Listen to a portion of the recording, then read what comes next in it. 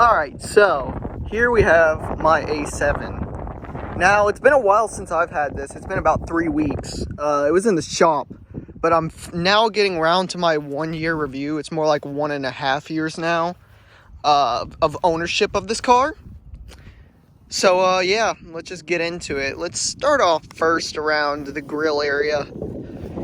You can see down here, and forgive it, it's a very windy day, so I don't know if I'm covering the audio enough or not. You can see the little imperfections in the grill, and the grill there. Well, I mean, it's kind of self-explanatory, just imperfections. Those weren't there when I bought it. You can see the tape here. I still have not paid for a part because it's $76 and I'm not spending that. Tape does the job, and it looks just like the other side. Well, not just like, but it's the same color as the other side anyway. Yeah, this plastic piece, $76. So, yeah, let's come around the back here, because that's where the most damage on my car is right here. You can see it right here. This little thing, this little crack, yep. That was caused by me. That is the damage caused by me. A long time ago, I was relying too heavily on my backup camera and sensors and stuff that I just backed straight into a guardrail at a restaurant. So, yeah. What else? Nothing has really changed on the exterior. My tires are really bold and my brakes are not that good right now. But the A7's just known to not have good brakes. And you can see in there, that's not too good. So I will be getting those replaced in about another 700 miles. And yeah. See the wing work still. Let's just hop into the interior so I can explain without all this wind what my car was in the shop for so long. Right, now we're on the interior. It says RS7 there, don't judge me. I keep forgetting to change it back. But this car, and we can actually go over there and park. So let me do that real quick. Let's see here, no cars coming. Okay, now we're, oh goodness, shifting to park. Oh goodness, roll forwards. Yeah, R7, don't mind that, it's fine. We have almost 67,000 miles exactly. Which means I have put over 20k miles on this car since I got it in the last year. What else is there to say? It's a little dirty in here. You're gonna have to forgive me. I just ate Chick-fil-A in here. I'm a type of person to eat in my car, but I'm not a really messy eater. I am, pretty clean at eating, actually. So it's not too hard for me to just maintain a clean car. But I mean, you get the stuff like this. You can see it there. You can see it over here. You get the imperfections in the plastic. That's just Audi. You get leather imperfections here, so it looks very dirty. All over the shift knob. Look at that. That's from me. Just normal wear and tear. Not much else really on the interior. Back seats are doing well. I could probably show you a problem that Justin pointed out fairly recently, actually. We come back to the back seat here. Look at it. There is a gap. That gap is not supposed to be there. I can stick my hand in there. So I don't know what's going on there. Let's get back in the car. It's really windy.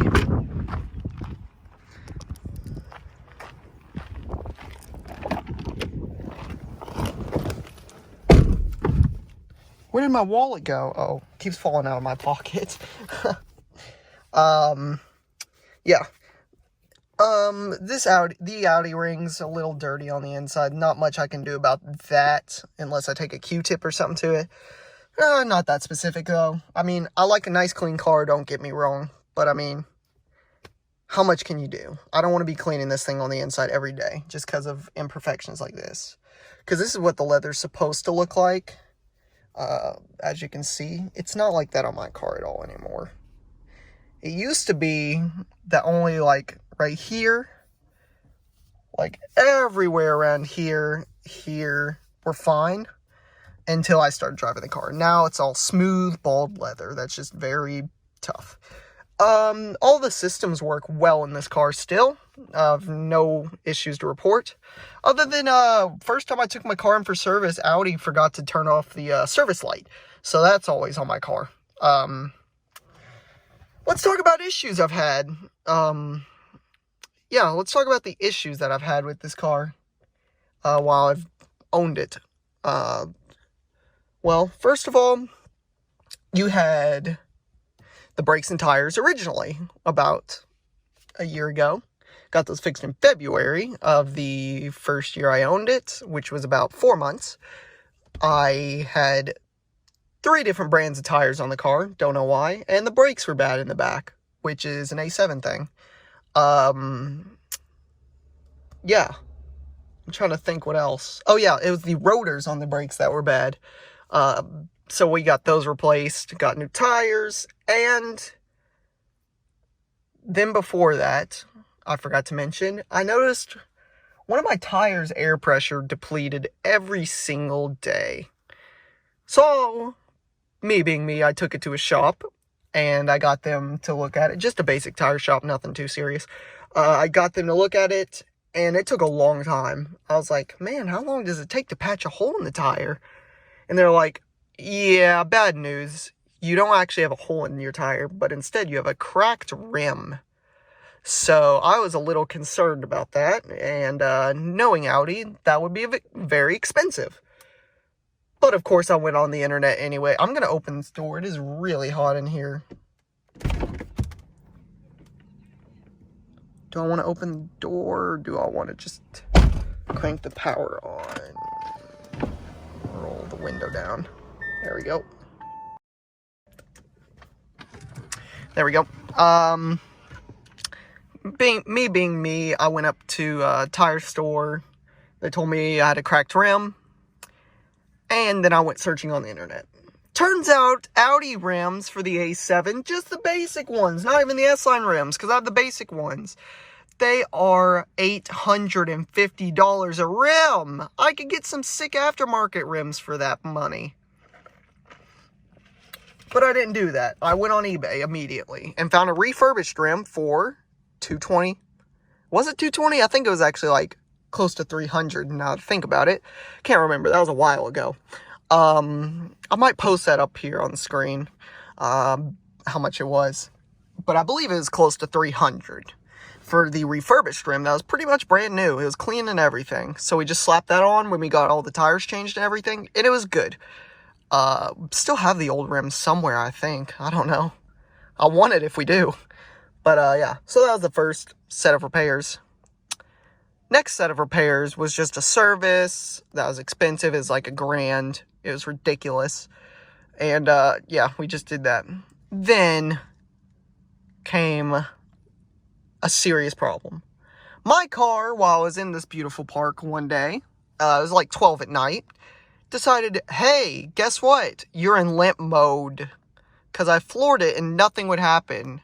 Then I looked at this gauge here, the heat gauge here. I don't know what it's called. I can't remember. And temp gauge. That's what it's called. I'm a dummy. I'm sorry. So I looked at that, and it was showing all the way up to the red, but the last light was not illuminated, which was weird. So I was like, oh, this is a little more serious than I thought. So, of course, I limped it on over to Lauren's house, because he lives fairly close to here. And we got it in the driveway, and got it towed the next day to Audi. And why don't I drive us around just while I'm talking about this? Okay, so now we're driving around. Notice the Audi shirt. I like good apparel. Let's see here. Make sure no one's coming. I think we're all good to start driving around. But yeah, we took it up to the shop via a tow truck, which was kind of unfortunate. You know how it is. Man, I'm sorry about this mount. It's tragic, I know. I Okay, thank you, first gear. It slowed me down a lot, so I was curious. I'm gonna pull over here, see if it helps if I put this on the other side of the air vents. There we go. Why did I never think of that before? No, but we took it to Audi and they basically told us, hey, you know, your car is supposed to have belts on it, right? Like alternator belts and stuff, serpentine belt, all those belts. I was like, yeah, my car is supposed to have those. They're like, it doesn't have any of those. They're all shreds. And I'm like, that's gonna be costly. And my alternator was also out too, so that was great. I'm glad my engine didn't snap the timing chain or anything. There's so many people out today, I swear. For all this coronavirus happening, there's a lot of people out.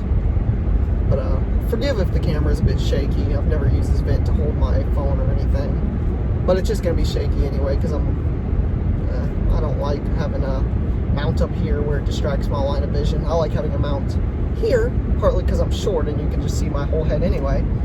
I need to go a lot faster. I'm not even going close to the speed limit. Kidding, of course. I just wanted to floor it. It's the first time I've floored it in a long time. Hope you know that.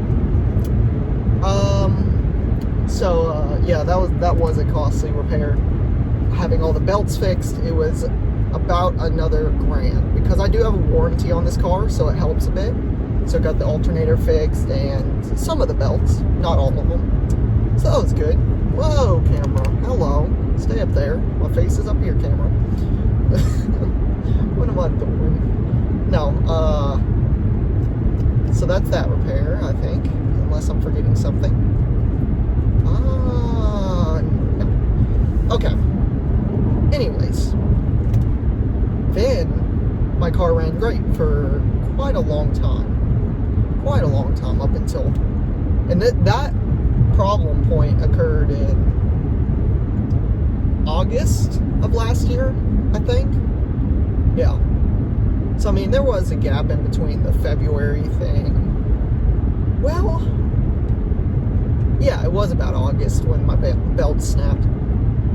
So there was a gap in between February and August, and now we have a gap in between August and whatever day, month we're on. I've lost track of time. I've been in quarantine so long. But, next repairs happened recently. They were a bit scary. Is this a plane? Yeah, it is. Hopefully I wasn't doing anything wrong. Show me the law where I can't vlog and drive at the same time. There probably are laws to it, but I'm just not paying attention. Paying attention to my exact police officer codes. But yeah, these repairs were a little bit scarier. Because for the first time ever in my car's lifetime, the check engine light came on one morning when I woke up. I was like, alright, wake up, I'm ready to go to school. So I woke up, got in my car, turned it on, and the check engine light comes on every time you start the car anyway. So I was like, okay, whatever. I always look at those lights anyway just because I like watching stuff light up. It makes me feel like the car's coming alive, like Frankenstein's monster.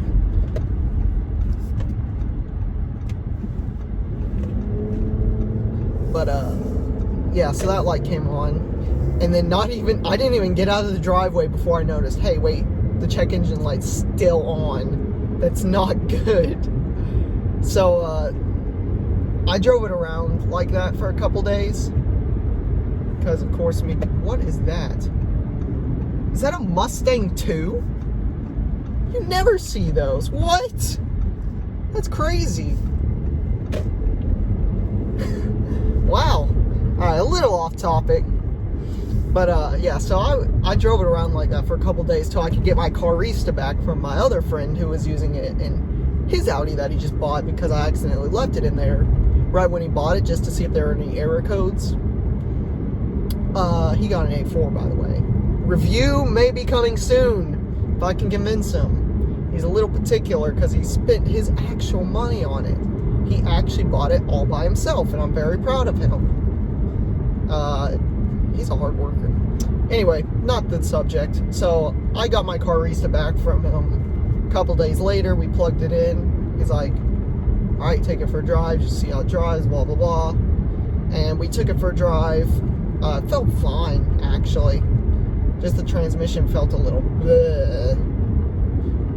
But, yeah, we plugged it in, and it read us a couple codes. Engine code. I didn't figure out what that meant until later. And the transmission fluid, what's it called? The transmission fluid cooler was stuck open, which is not good. So we had to get those repaired. And like I said, I just got my car back. So I'm hoping nothing goes wrong for a long time. Oh, we hit 67,000 miles. Cool. So we took my car up to Audi, and they were like, yikes. You do have a lot wrong with your car. You got your transmission problem. You got 2 lights out. Because at the time I did have 2 lights out. I had one of my parking lights out. And I went to Chicago for the auto show vlog, which will hopefully be coming out before this. Please, Jack, get it up before you get this video up. I had the lights out and the parking light back there. When I got back from Chicago, my turning light was out. Which, if you don't know what a turning light is, because you own an older car or something, it's not the turn signal. It's a different light. For my car, it is another light that turns on in the dark when you're making a turn. It'll come on and it will illuminate what's to the side of you, which is very cool. I like it a lot, except it's halogen, so that's kind of weird. Which those confused me at first when I got this car. I'm like, I don't already have a light out, do I? Because I would park it sometimes and there would be one light illuminated. I'd be like, uh-oh. But no, it's just a turning light, so they come on every now and then. But basically with that, we got those replaced too. Those were expensive. We had to pay those $350 for 2 lights. It's kind of ridiculous. I'm still getting over that one. Luckily, we didn't have to pay for the engine and transmission problems too much. Okay, Nissan Rogue, Pathfinder, whatever you are. Just don't turn when you turn your turn signal on. Okay. Yeah, so we took the car up to Audi, blah, blah, blah. Sorry if I'm reiterating. I'm kind of tired right now. Forgive me. Oh, that's a nice Trackhawk. Does he have custom, or Trailhawk? Is it custom rims? I think he does. Interesting. But, they basically told me, yeah, your transmission's broke, your engine's broke, your lights are broke. I don't even know how you even made it. No, they didn't say that. Thank goodness. I was like, I would have been so concerned if they said, I don't know how you made it here. That would have scared me, because that would have been big bills coming. Or, so I thought, because warranty. But, basically, I had my friend's other car that he had before he bought the Audi. I had the Corolla for a little bit, and I was like, this car sucks, blah, blah, blah. You know, it's a Corolla, 03. And, oh goodness, turn signal, hello. Honor student, huh? Sure don't drive like an honor student. Definitely not an honor student for driving school. Yeah, we had my car in the shop for a couple weeks. After a couple days, they were like, hey, we got your rental car. And it was an Audi A6. Very nice, by the way. Hopefully that review will be up before this thing, too. Ooh, corner. Hello, car. So, yeah, we had my car in the shop for a couple weeks. And we got it back and then found out about the repairs.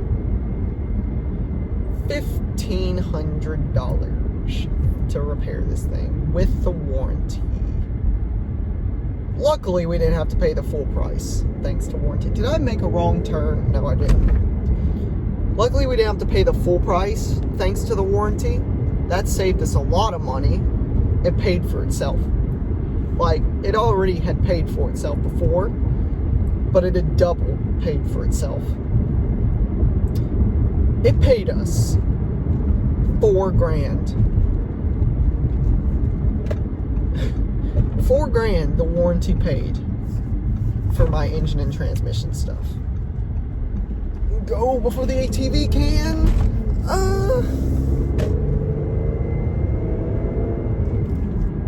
Camera, please stop adjusting. Thanks. So I just recently got my car back. It's been running great as ever. Obviously, I would hope so. This camera is not going to cooperate at all. Please. But luckily, we didn't have to pay everything out. Same cop again. Cool. We didn't have to pay everything out of our pockets. We got warranty to pay $4,000 for us, and we paid $1,500. So, that's pretty much all the repairs we've had to do to this thing now. How's it been living with this thing? It's been great. It's been awesome. I've loved this car since day one. And I didn't even know this, but dude, there's a cop. I mean, I respect you rolling coal, 'cause that's dope, and I want a diesel truck, but, well, I mean, yeah. Just trying to look out for the fellow car enthusiast.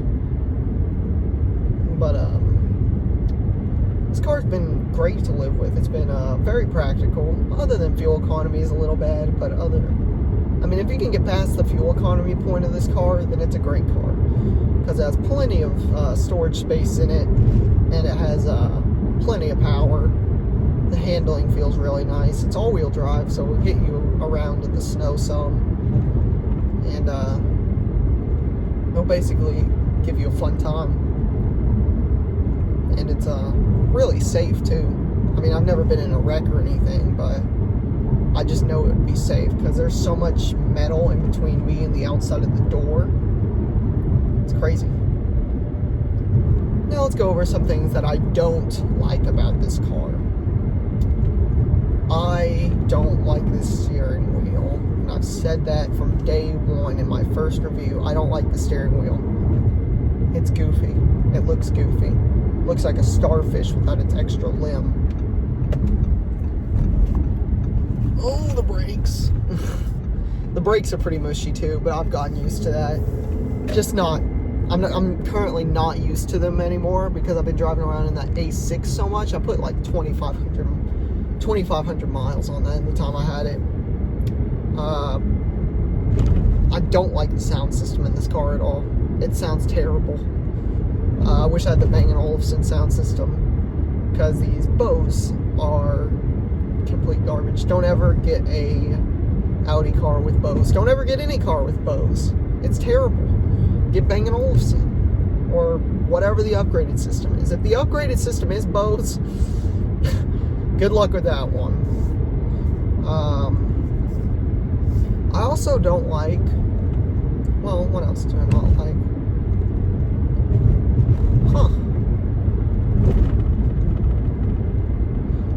That's another thing. I don't like they fixed this on recent Audis, but I've gotten used to it again. Gotten used to it again. I've gotten used to clicking button that should be right here on the steering wheel to skip the track, but that's not a thing on these C7 Gen A7s, which is really annoying because it should be. You can't skip the track on the steering wheel. You can turn the volume up and down and move up and down with the or click it on and off, but you can't skip or reverse the track like you can on new Audis. So that's annoying. You have to always reach down here. And I know my friend with the A4 is very much struggling with that because with his, you have to click the volume wheel over to skip and go back on tracks. Sometimes that can mean your finger slips and you turn the audio up to like 500, but just bad design by Audi there. That's pretty much all I don't like about this car, though. I'm just in love with it. The vented seats could be better. Honestly, the heated steering wheel could be better. There's a lot of complaints with this steering wheel. There's so many with this steering wheel. Yeah, and the thing I probably like most about this car is just all the memories it's given me. It's given me a lot of great memories just driving this thing around. Oh, dude. Yep, I'm going this way. That is such a confusing junction section thing there. I don't know what to call it, a fork. When there are two cars. But anyways, this car's been a joy to own. It's been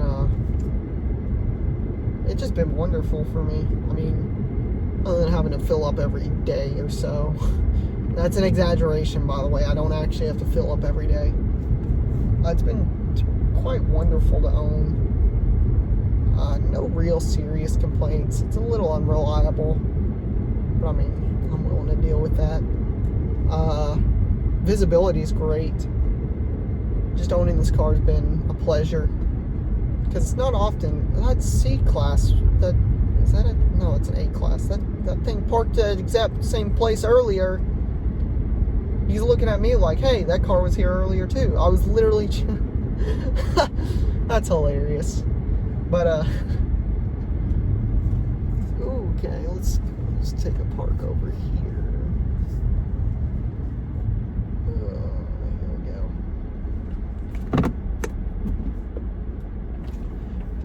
Yeah, this car's been great to own. It's very quiet in here, and one time I had it straight piped, believe it or not. I basically took it over to Justin's one time, and I might insert the clip if I can find it, of it straight piped, and it was loud. It was 121 decibels with only half of the exhaust off, because the way the clamps work on the exhaust is, imagine this is the back of the exhaust and this is like the front towards the engine. So you get muffler, resonator, cat. There's a clamp right here in between the cat and the resonator, and you just unbolt that, and you can pull the exhaust down from there, and it makes it really loud while also not polluting as much. So that's cool. One day I want to get both exhaust pipes down, because it's two of them, and get them both down, see what that sounds like. It's pretty loud. It shakes the whole car. Makes you floor it a lot though, because you want to hear it, obviously. But we put that back just because I was like, you know what, I don't want my exhaust scraping on the ground anymore. It was a fun time though. I would definitely do it again in the future. I will do it again in the future. How much else has really changed? Other than just I've been detailing this car for over a year now. Obviously, it's my first car. I don't really have another choice until I get my neon. Why do I want a neon, you may be asking? Because it's my favorite terrible car. I love the neon. And it is one of the worst cars ever made. But I love it. Just because it's so terrible. And it's so ugly that I love it. It's going to be great. You're going to love it. Obviously, it's probably not going to compare to this car. It's going to be a lot better. But everyone always looks at me like I'm stupid when I say that. But it's a joke. Come on. Hello. Neons can't be near as good as this car. Another feature I wish this car had is I wish it had the heads-up display. I wish it had the night vision system. I wish it had the front fog lights. I wish it had the S-Line package. Well, other than that, it doesn't really matter. It's just a joy to drive around. It's a driver's car for sure. Not really a passenger's car like all SUVs seem to be these days. Because there are no real driver's SUVs. They're all passenger SUVs. And what I mean by that is, like, who is the car meant for when you buy this? This car is meant for the driver. My mom's Armada is meant for the passenger. My dad's S5, hopefully review coming soon, that's meant for the driver, for sure.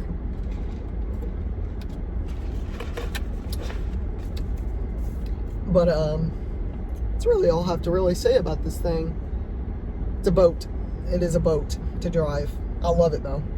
It is still up there in one of my favorite cars I've driven, which tells you, and I've driven a lot of cars over the past time I've owned this car here. I'm in love with this car. It's still great for me, and I don't plan to get rid of it ever.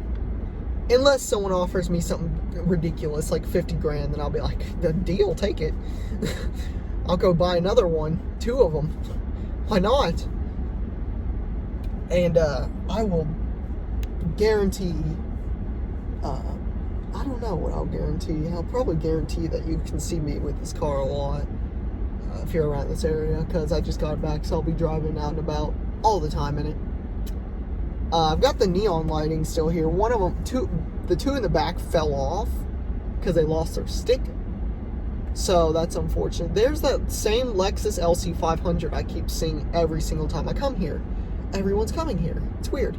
But I keep wanting to put mods on this car. But I know if I do that, I'm ruining my warranty and destroying everything in my car. So I'm restraining from putting mods in it. I'll just stick with the neon for mods. What is this dude doing behind my car? Get out of here. But basically I'm trying to think what I was gonna say. Yeah, I'll have mods on the neon. Not this car though, I'd rather not. But that's pretty much all I got to say on this thing, really. It's my year in review, and I'm gonna go drive it around some more and enjoy it. It's been a joy. If you want to see more content with my car, just follow my Instagram at jackwood_A7. That's where I post daily pics of this car every day, except for Fridays where I post neons for Neon Friday. But yeah, that's pretty much it for me. And yeah, go buy Lauren products. See ya.